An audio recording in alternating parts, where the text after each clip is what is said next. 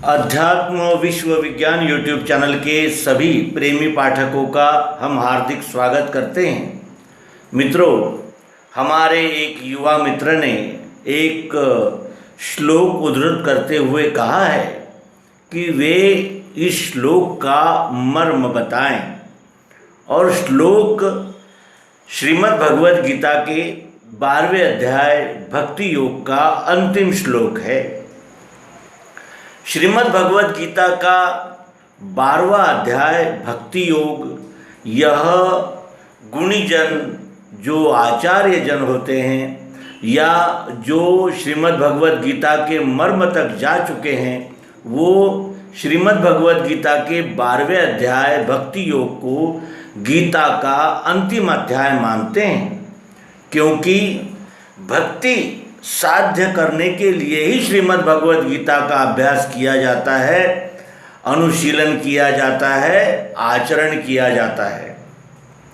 जैसे कोई मजदूर जब कार्य करता है तो वो अपनी दृष्टि के आगे इतना ही रखता है कि ये कार्य करने पर मुझे मजदूरी मिलेगी तो मैं दाल चावल लाकर अपने परिवार का संगोपन करूँगा, अपनी उपजीविका चलाऊँगा।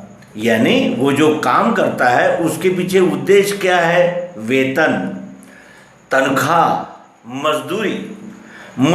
मजदूरी के लिए मजदूर कार्य करता है। भक्ति क्या है? साध्य है।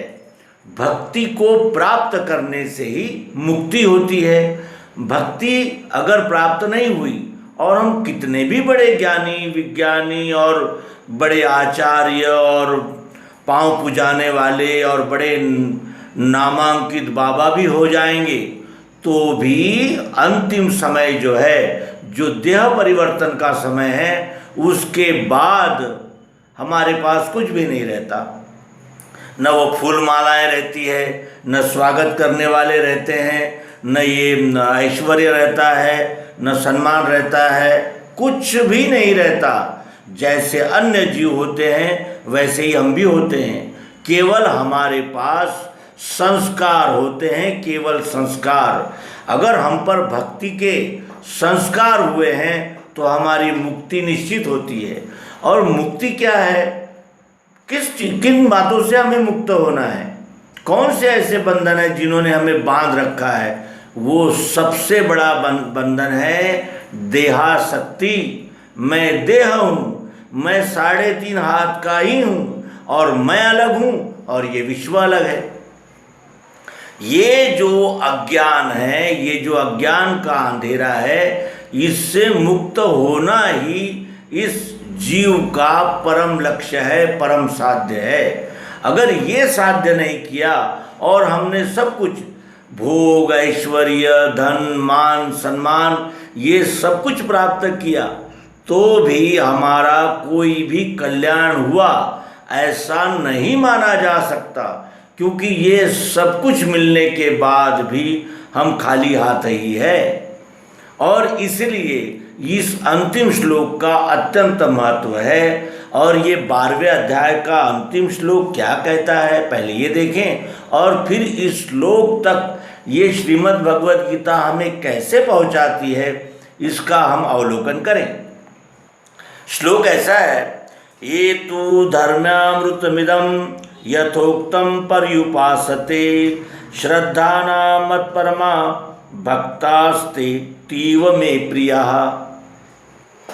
अनन्य भक्त जो मेरा श्रद्धा से ये कहा हुआ, यथार्थ धर्म पाले वो अत्यंत प्रिय है मुझे।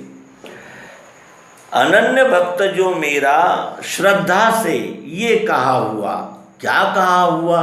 इसके पूर्व में कुछ कहा गया है, इसलिए यहाँ कहा गया है कि अनन्य भक्त जो मेरा श्रद्धा से ये कहा हुआ, यथार्थ धर्म पाले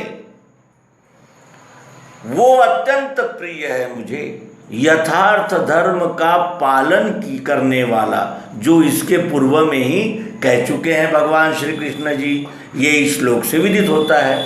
और वो अनन्य भक्त, तो अनन्य भक्त, इस संज्ञा को जानने के लिए हमें जानना होगा भक्त कौन है और अनन्य भक्त कौन है?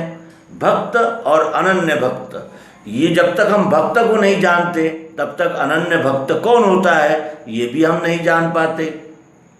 और इसीलिए इस श्लोक के मर्म तक जाने के लिए हमें सर्वप्रथम गीता के 11वें अध्याय विश्वरूप दर्शन को जानना होगा।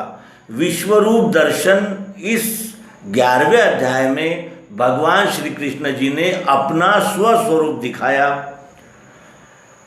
अर्जुन के श्री कृष्ण जी मित्र थे, बहुत प्रगाढ़ मित्रता थी, इतनी प्रगाढ़ मित्रता थी कि भगवान श्री कृष्ण जी ने किसी भी स्वार्थ के बगैर अर्जुन का साथ दिया, युद्ध में सारथी की भूमिका निभाई और भगवान श्री कृष्ण जी ने उसे वो योग दिखाया जो वेदों से, यज्ञ करने से, दान करने से प्राप्त नहीं होता।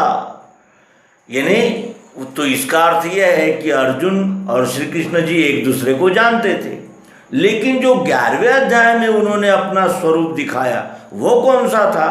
और वो स्वरूप देखे बगैर यानी श्री कृष्ण जी का वास्तविक स्वरूप क्या है उसका हमें निर्देशन नहीं हो सकता, इसलिए 11वां अध्याय देखना होगा। और 11वें अध्याय के पूर्व में जो कुछ भी कहा गया, जैसे विभूति योग है, राजविद्या राजगुह्य योग है, और फिर ज्ञान योग है, उसके पूर्व आत्मसंयम योग है, संन्यास योग है, सांख्य योग है। यानी इस अध्याय को जानने के लिए हमें संपूर्ण गीता जो 12वें अध्याय तक आ चुकी है उसका आकलन करना होगा। और जब तक हम उसका आकलन नहीं करेंगे तो धर्म क्या है जिसको यथार्थ पालन करना पड़ता है, और जिस धर्म को यथार्थ पालन करने के बाद ही मनुष्य को अनन्य भक्ति की प्राप्ति होती है, तब वो अनन्य भक्त बनता है।